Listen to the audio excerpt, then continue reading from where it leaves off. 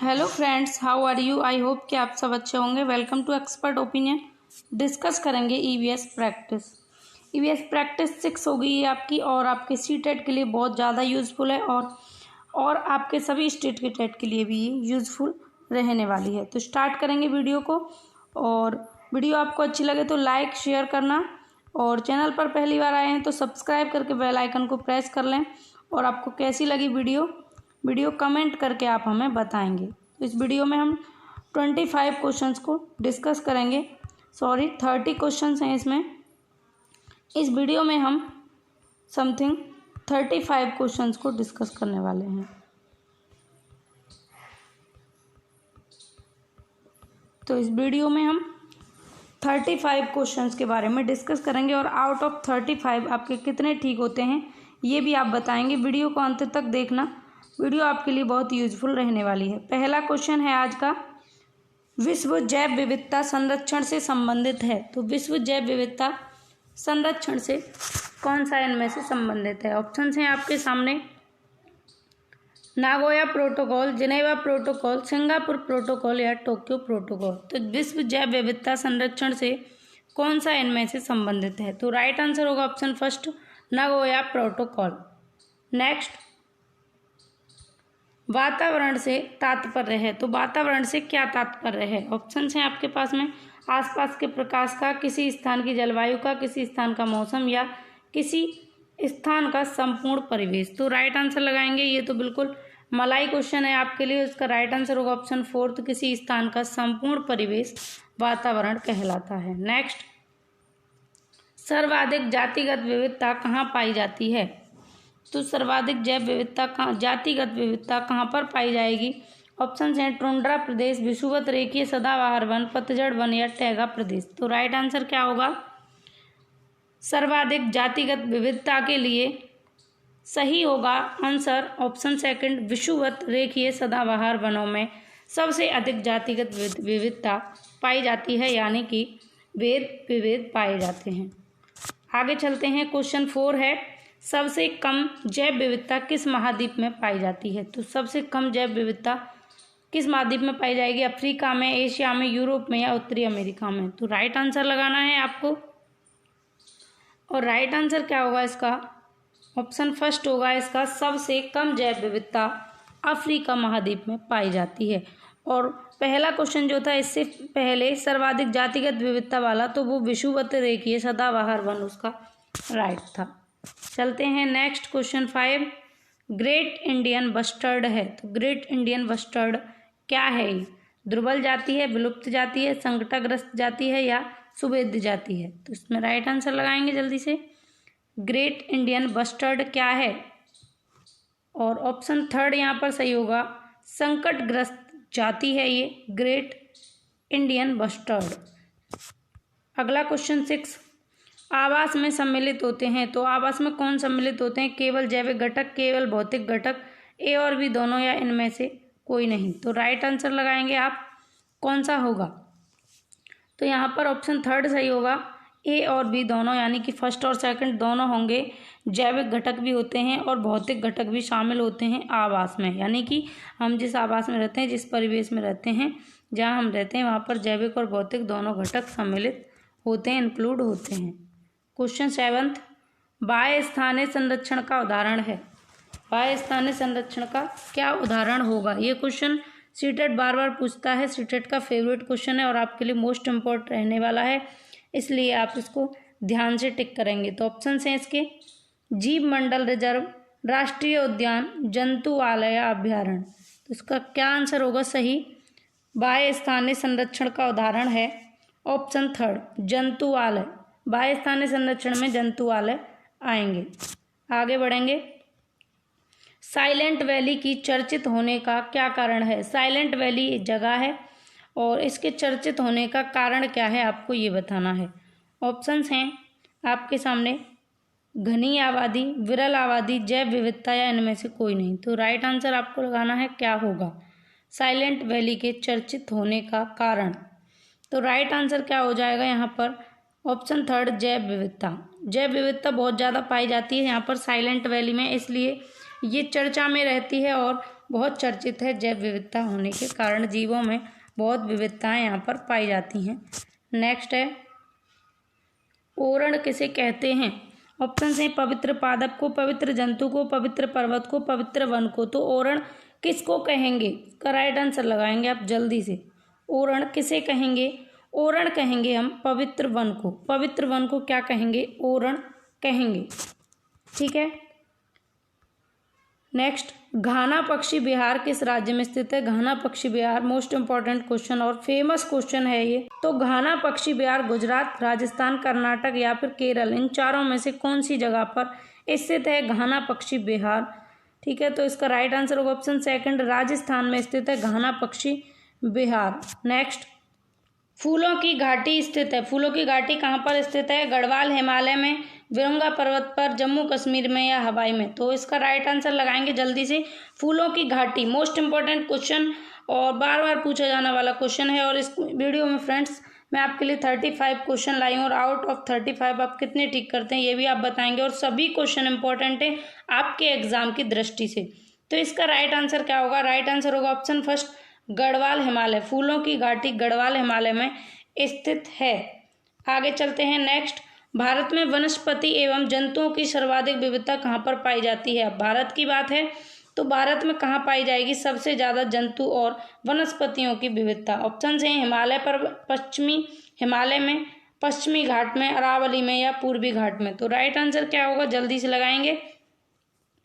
तो भारत में वनस्पति और जंतुओं की सबसे ज्यादा विविधता, सबसे ज्यादा विभेद, सबसे ज्यादा अंतर कहाँ पर पाया जाएगा जंतुओं की प्रजाति में और वनस्पतियों की प्रजाति में? तो सबसे ज्यादा पाया जाएगा पश्चिमी घाटों में। तो सेकंड ऑप्शन सही होगा, पश्चिमी घाट में सबसे ज्यादा विविधता पाई जाती है। नेक्स्ट है आवास के जैविक घटक हैं। आवास के जैविक घटक कौन कौन से हैं? केवल जंतु, केवल वनस्पतियां, केवल कुछ विशिष्ट जीव या समस्त जीव। तो राइट आंसर क्या होगा इसका? जल्दी से लगाएंगे। और इसका राइट आंसर हो जाएगा ऑप्शन फोर्थ, समस्त जीव। आवास के जैविक घटक सभी जीव होते हैं, जितने भी पृथ्वी पर जितने भी संसार में जीव उपस्थित हैं वो सभी आवास के घटक हैं। नेक्स्ट, निम्न में से किसके द्वारा सभी जीवों को मूलभूत आवश्यकताओं की पूर्ति एवं भली भांति होती है? पूर्ति सतत एवं भली भांति होती है। तो इनमें से निम्नलिखित में से किसके द्वारा सभी जीवों की मूलभूत आवश्यकताओं की पूर्ति सतत एवं भली भांति होती है? तो ऑप्शन है आवास, भोजन, वनस्पति, इनमें से कोई नहीं। तो राइट आंसर लगाएंगे आप, क्या होगा इसका राइट आंसर? इसका राइट आंसर हो जाएगा ऑप्शन थर्ड, वनस्पति। ठीक है, सभी जीवों की मूलभूत आवश्यकताओं की पूर्ति कहाँ से होती है? वनस्पतियों के द्वारा। क्योंकि जो पेड़ पौधे वनस्पति हैं ये स्वपोषी होते हैं और बाकी के जितने भी इस दुनिया में आपको जीव जंतु दिखाई देते हैं, जितने भी प्राणी दिखाई देते हैं, सभी परपोषी हैं, क्योंकि सभी की आवश्यकताओं को वनस्पतियां पूरे करती हैं। यानी कि सभी जीवों की जो मूलभूत आवश्यकताएं होती हैं उनकी भली भांति से पूर्ति करने का काम कौन करते हैं? पेड़ पौधे वनस्पति करते हैं। नेक्स्ट, बगुला एवं भैंसों का अन्योन्याश्रय संबंध कहलाता है। तो एक दूसरे पर जो आश्रित रहने का इनका जो संबंध है उसको क्या कहेंगे? सहभागिता, सहभोगिता, परजीविता या परभक्षण। तो राइट आंसर क्या होगा? जल्दी से लगाएंगे इसका राइट आंसर। तो राइट आंसर हो जाएगा इसका सहभागिता। ऑप्शन फर्स्ट यहाँ पर सही होगा। नेक्स्ट, किसी भी आवास में सफल जीवन यापन करने हेतु उपयुक्त लक्षण है। तो किसी भी आवास होगा यहाँ पर, किसी भी आवास में, ठीक है, किसी भी आवास में सफल जीवन यापन करने हेतु उपयुक्त लक्षण क्या होंगे? तो प्रतिकूल, अनुकूलन या फिर समन्वय या संरक्षण। तो सबसे ज्यादा सटीक ऑप्शन कौन सा सही होगा यहाँ पर? तो ऑप्शन सेकंड सही होगा, अनुकूलन। किसी भी आवास में आपको सफल जीवन अगर यापन करना है, अच्छे तरीके से जीवन निर्वाह करना है, लाइफ अच्छे से स्पेंड करनी है, तो आपको वहाँ पर अनुकूलन की आवश्यकता होती है। किसी भी एरिया में जैसा माहौल होता है वैसा ही आपको अनुकूलन करना पड़ता है। इसी के ऊपर एक हिंदी की कहावत है, जैसा देश वैसा भेष। यानी कि जैसा आपको एनवायरनमेंट मिलता है, जैसा माहौल आपके आसपास होता है, वैसा ही आपको अनुकूलन करना पड़ता है। नेक्स्ट, एक पौधे पर दूसरा उगने वाला पौधा कहलाता है। ऑप्शन है हेलोफाइट, जेरोफाइट, एपीफाइट, इनमें से कोई नहीं। तो एक पौधे पर दूसरा पौधा उगने वाली प्रक्रिया को क्या कहेंगे? तो एपीफाइट इसको कहेंगे। ऑप्शन थर्ड यहाँ पर सही हो जाएगा। नेक्स्ट, विश्व पर्यावरण दिवस कब मनाया जाता है? मोस्ट पॉपुलर क्वेश्चन, और सभी लोग इसको सही करेंगे, किसी का भी गलत नहीं होगा। और 5 जून को मनाया जाता है विश्व पर्यावरण दिवस। नेक्स्ट, ऑस्ट्रेलिया के मूल निवासियों को किस नाम से जाना जाता है? जो ऑस्ट्रेलिया के मूल निवासी हैं उनको किस नाम से जानते हैं? ऑप्शंस हैं पापुआंस, एबॉर्जिन्स, एस्किमो या इनमें से कोई नहीं। एस्किमो या इनमें से कोई नहीं। तो राइट आंसर क्या होगा? ऑप्शन सेकंड होगा एबॉर्जिन्स। ऑस्ट्रेलिया के मूल निवासियों को एबॉर्जिन्स के नाम से जाना जाता है। नेक्स्ट, एस्किमो लोगों द्वारा टुंड्रा क्षेत्र में बर्फ के टुकड़ों की सहायता से बनाए गए अर्धगोलाकार आवासों को क्या कहते हैं? तो ये सर्दियों में बनाते हैं टुंड्रा क्षेत्र में बर्फ के टुकड़ों की सहायता से बर्फ के टुकड़े ले लेकर और एक अर्धगोलाकार टाइप का इस तरीके का एक घर बनाते हैं ये, ठीक है, सर्दियों के लिए। तो इस तरीके के बने आवास को क्या कहेंगे? एस्किमो लोगों के द्वारा। तो ऑप्शंस हैं आपके सामने, युर्त कहेंगे, क्रॉल कहेंगे, इग्लू कहेंगे या ट्यूपिक कहेंगे। राइट आंसर लगाएंगे और राइट आंसर होगा ऑप्शन थर्ड, इग्लू कहेंगे। जो बर्फ के टुकड़ों से ये घर बनाते हैं सर्दियों के, उनको इग्लू कहते हैं। आगे चलें, निम्नलिखित में से कौन सी जनजाति वृक्षों पर निवास करती है? तो कौन सी जनजाति है जो वृक्षों पर यानी कि पेड़ों पर निवास करती है? ये बहुत इंपॉर्टेंट क्वेश्चन है। पेड़ों पर निवास करने वाली प्रजाति कौन सी है, जनजाति कौन सी है? ऑप्शन है वेदा, एस्किमो, पिग्मी या इनमें से कोई नहीं। तो राइट आंसर होगा ऑप्शन थर्ड, पिग्मी जनजाति ऐसी है जो वृक्षों पर निवास करती है, पेड़ पौधों पर अपना जीवन यापन करती है। आगे है, एस्किमो लोगों का ग्रीष्मकालीन निवास गृह क्या कहलाता है? तो गर्मियों में जो ये घर बनाते हैं उसको क्या कहते हैं? क्रॉल कहेंगे, ट्यूपिक कहेंगे, इग्नू कहेंगे, इनमें से कोई नहीं।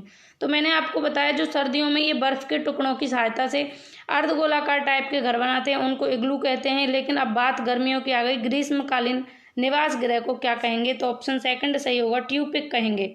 ये ध्यान रखना, एस्किमो लोगों के 2 घरों को पूछ सकता है सीटेट आपसे, तो कंफ्यूज ना हो आप। गर्मियों की बात होगी ग्रीष्मकालीन तो ट्यूपिक होगा, और सर्दियों की बात होगी बर्फ के टुकड़ों की हेल्प से तो फिर इग्लू होगा, ठीक है।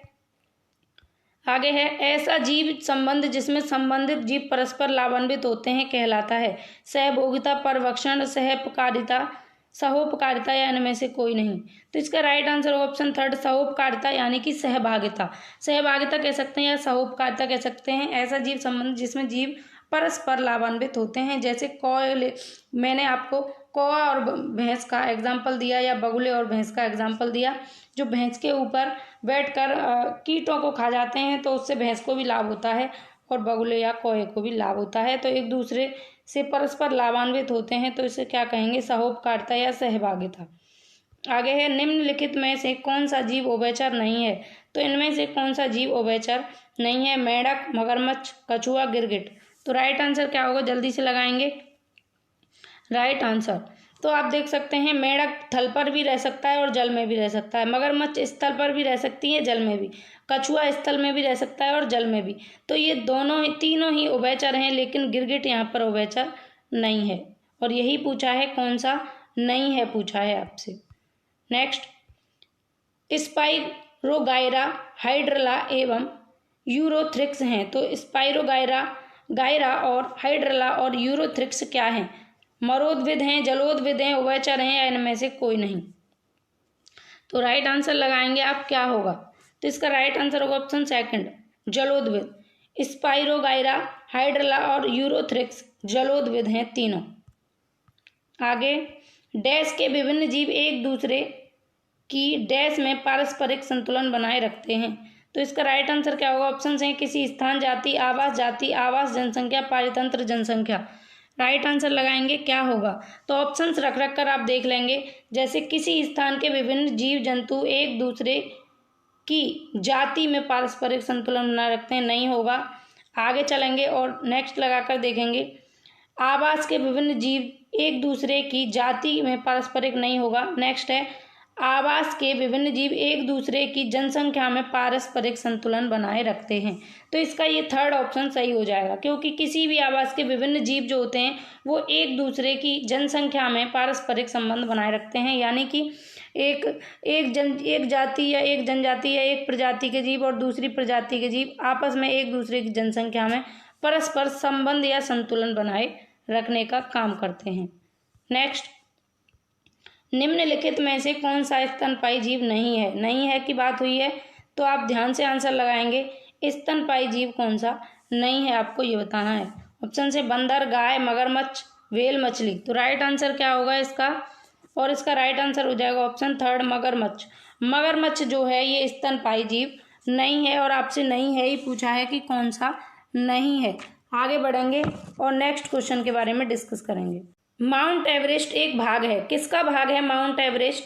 तो ऑप्शन से म्यांमार का, भारत का, तिब्बत का, नेपाल का। इसका राइट आंसर लगाना है कि माउंट एवरेस्ट किसका भाग है। तो इसका राइट आंसर होगा ऑप्शन फोर्थ, नेपाल का। माउंट एवरेस्ट एक नेपाल का भाग है और मैंने आपको बताया था पहले प्रैक्टिस सेट में कि माउंट एवरेस्ट को नेपाल में सागरमाथा के नाम से जानते हैं। ठीक है, आगे चलें। नेक्स्ट है, कोई पक्षी पेड़ की ऊंची डाल पर अपना घोंसला बनाता है, यह पक्षी हो सकता है। तो कोई पक्षी है पेड़ की ऊंची डाल पर, पेड़ की ऊंची डाल पर, यानी कि कोई पेड़ है उसकी सबसे ऊंची डाल पर घोंसला बनाता है, तो वह पक्षी कौन होगा? ऑप्शन हैं शकरखोरा, कलचिड़ी, कौआ या फाख्ता। तो इसका राइट आंसर क्या होगा? ऑप्शन थर्ड होगा राइट आंसर, कौआ। कौआ पेड़ की ऊंची डाल पर घोंसला बनाता है। हमेशा ध्यान रखेंगे, पेड़ की सबसे ऊंची डाल पर कौन घोंसला बनाता है? तो कौआ बनाता है। आगे चलें। माउंट एवरेस्ट के बारे में सही कथन को चुनिए। तो माउंट एवरेस्ट के बारे में इनमें से कौन सा कथन सही है? ऑप्शन हैं, यह जम्मू और कश्मीर का भाग है और इसकी चोटी की ऊंचाई 8900 मीटर है। नेक्स्ट है, यह नेपाल का भाग है और उसकी चोटी की ऊंचाई 8900 मीटर है। यह भारत का भाग है और उसकी चोटी की ऊंचाई 9850 मीटर है। यह तिब्बत का भाग है और इसकी चोटी की ऊंचाई 9850 मीटर है। तो इसका राइट आंसर क्या होगा सबसे ज़्यादा सटीक? जल्दी से बताएंगे राइट आंसर को। तो मैंने आपको पहले क्वेश्चन में बताया कि ये जम्मू कश्मीर का भाग भी नहीं है, ये आपके भारत का भी भाग नहीं है, ये तिब्बत का भी भाग नहीं है। तो यहाँ ऑप्शन सेकंड सही होगा, ये नेपाल का भाग है और इसकी चोटी की ऊंचाई 8900 मीटर है। ठीक है, नेपाल का भाग है ये एवरेस्ट, माउंट एवरेस्ट। आगे, डैश के लिए मछली घर एक्वेरियम में हवा वाला पंप रखा जाता है। तो किस काम के लिए मछली घर में हवा वाला पंप रखा जाता है? ऑप्शन हैं पानी को साफ करने, जलीय पौधों को अधिक कार्बन डाइऑक्साइड उपलब्ध कराने, अधिक ऑक्सीजन को पानी में घुलने देने, या मछली घर को शोभा बढ़ाने, मछली घर की शोभा बढ़ाने के लिए। क्या होगा इसका राइट आंसर? जल्दी से आपको लगाना है। और ये क्वेश्चन कई बार सीटेट पूछ चुका है और बहुत इंपॉर्टेंट क्वेश्चन है आपके एग्जाम के लिए, तो आपको ध्यान से इसका आंसर लगाना है। इसका आंसर क्या होगा? ऑप्शन थर्ड इसका सही होगा, अधिक ऑक्सीजन को पानी में घुलने देने के लिए मछली घर में हवा वाला पंप रखा जाता है। आगे चलें। क्वेश्चन है, भैंस की पीठ पर अक्सर बगुला या इग्रेट पक्षी बैठा दिखाई देता है। ऐसा इसलिए होता है क्योंकि बगुला क्या होता है, उड़ने के बाद थोड़ा आराम करता है। भैंस की पीठ पर परजीवी खाता है, घास में पाए जाने वाले कीट खाता है, भैंस की पीठ पर बैठकर गाना पसंद करता है। तो ये क्वेश्चन बार बार रिपीटेड आता है एग्जाम में, कई बार, जितनी भी बार सीटेट हुआ है ये 90% क्वेश्चन आया हुआ है, इसलिए आप इसको ध्यान से लगाएंगे और ये इम्पोर्टेंट भी है, इसीलिए ये इस वीडियो में भी आपके लिए दो से तीन बार आ चुका है ये क्वेश्चन। तो इसका राइट आंसर होगा ऑप्शन सेकंड, भैंस की पीठ पर परजीवी कीट खाता है। नेक्स्ट है, ग्रामीण क्षेत्र में गाय के गोबर से झोंपड़ी की दीवार और फर्श को लेपा जाता है, क्या कारण है? ऑप्शन हैं खुरदरा बनाकर घर्षण बनाने के लिए, फर्श को प्राकृतिक रंग देने के लिए, कीटों को दूर करने के लिए, चिकना और साफ बनाने के लिए। तो क्या होगा इसका राइट आंसर? जल्दी से बताएंगे आप। ठीक है, बहुत ही इंपॉर्टेंट है, ऑप्शन थर्ड इसका सही होगा, कीटों को दूर करने के लिए ग्रामीण क्षेत्र में गाय के गोबर से झोंपड़ी की दीवार और फर्श को लेपा जाता है।